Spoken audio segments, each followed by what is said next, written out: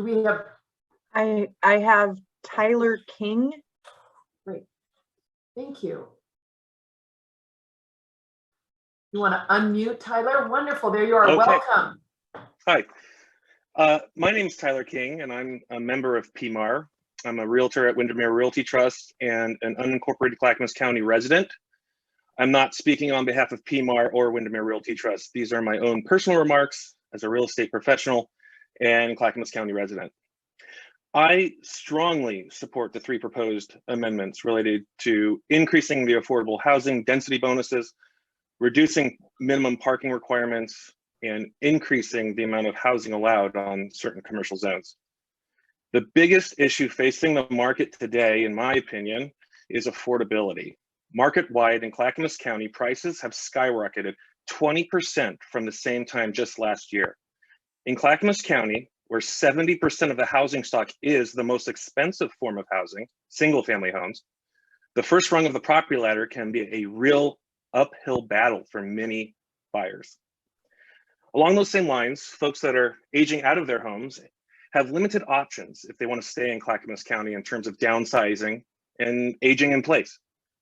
Increasing the number of housing types available to these buyers would greatly affect affordability and create more housing options for a wide array of home buyers. Looking at July of this year, the average single family home in Clackamas County was $740,000 based on 699 sales. This is well out of reach of most first-time home buyers. Contrast this with the average price of a condominium at $383,000 and only 41 sales in the month of July. And you can see that this is a housing type the county should be encouraging. I'm often asked as a realtor, who can afford these $700,000, $800,000, $900,000 homes? And my answer is the folks that purchased $200,000, $300,000, and $400,000 homes 5 to 10 years ago. This is the property ladder at work. So how can this be achieved?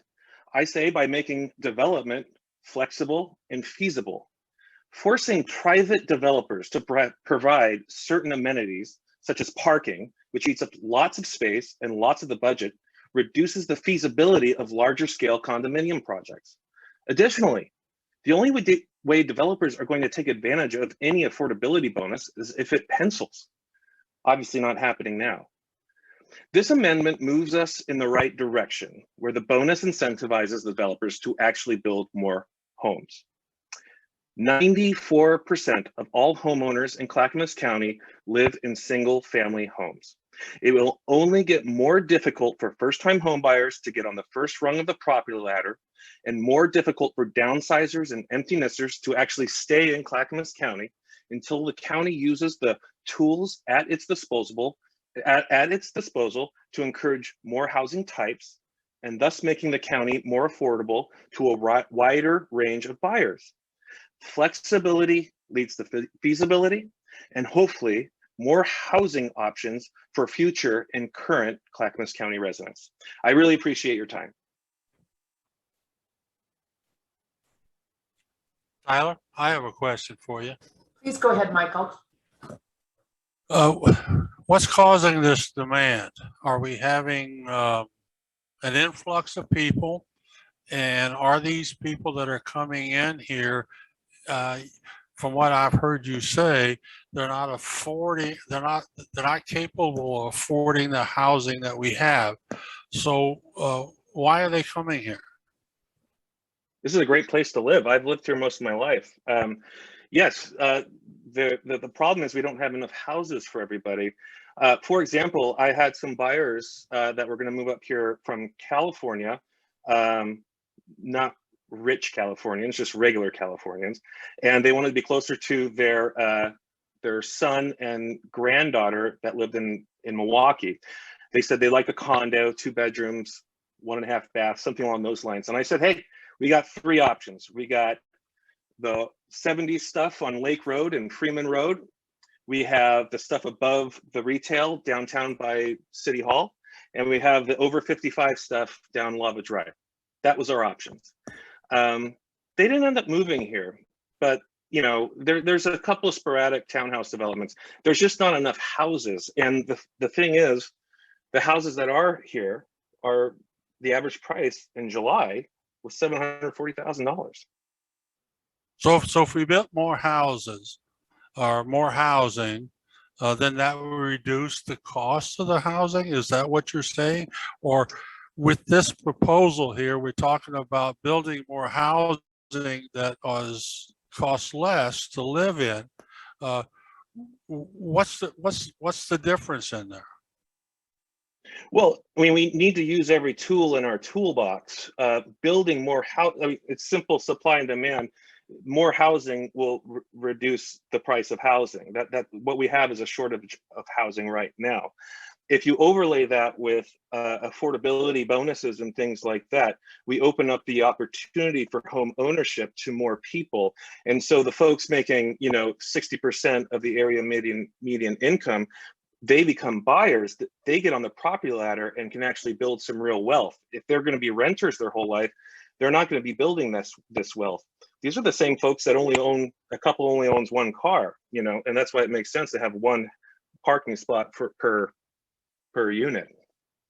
So on the flip side of that, though, is if we had employment here that had a higher wage, they would be able to afford the housing. Am I wrong there?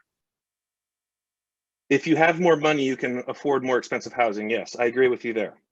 But I'd also say for every resident that can come in and afford a $740,000 house, I think we need several residents that are working in retail, working in grocery stores, working in places to support those residents. I think those people moving here are actually job creators, and creates demand, especially if you have a neighborhood. If you create spaces where people are consuming where they live. I think sometimes in Clackamas County, that's one thing that we don't have. We don't consume where we live, we consume other places, but creating places where we consume where we live, and we have a little bit more of a vertical type of housing stock that has several different types of housing within it. It just creates more dynamic place and creates more jobs and has a net benefit. So as a realtor, you have concentrated most of your business within Clackamas County. Have you had any exposure to the local, the other counties within our area here, as far as what they're doing? Yeah, I would say last year, I think 50% of my business was in Clackamas County. The rest of it was divided between Multnomah County, some in Washington County, and I also did some stuff in Yamhill County. Just I enjoy a glass of Pinot like anyone else, so I'll do a deal out there if I can make it. So what are other counties doing? Well, I don't think we should be comparing. Clackamas County is different than Multnomah County in a multitude of ways. I don't think we need to be comparing ourselves to that, just as we're different than Washington. I think we have a lot of opportunity here, and I think these are proposals. There's no downside to it. We change we make these amendments to the zoning code, and there's no downside. The worst that can happen is we'll get more housing and it'll be more affordable. So from your experience then, will we begin to mirror what the other counties have or not? What do the other counties have that we would mirror? I'm not sure what you're asking. Well, what I'm asking is if we accept or approve these three proposals that are here, are we going to look more like Washington and Multnomah and Yamhill counties? Or are we going to still remain Clackamas County? Well, we're going to still remain Clackamas County. I mean, if you look at the maps where we're talking about the commercial zones that we're talking about, I mean, these are a small percentage of the county. I don't see how that's going to change the landscape of the county in any way. We're going to have more people moving here. We know that for sure. From the housing needs analysis that we had, in 2019, we need more housing units. We know that, and we know that our population is growing. I'm just saying that we need to create places for these people to live. Not every, if we just want to have Clackamas County be a place where the entry level is you have to be able to afford an $800,000 home and you are required to drive 2 cars, I don't think that's a very dynamic county.